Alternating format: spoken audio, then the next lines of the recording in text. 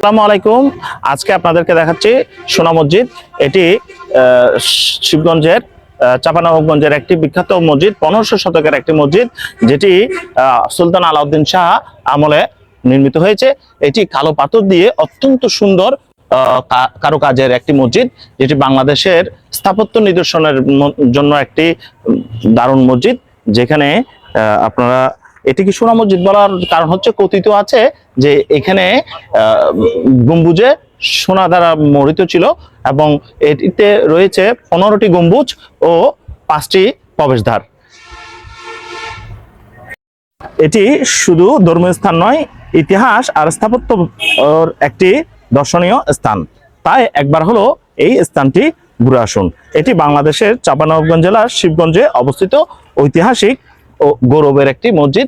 এটিতে আসতে হলে আপনাকে প্রথমে চাঁপানবাবগঞ্জ আসতে হবে, এরপরে আপনি সিএনজি যোগে শিবগঞ্জ চলে আসলে ওখানেই হচ্ছে এই সোনা মসজিদটি অবস্থিত।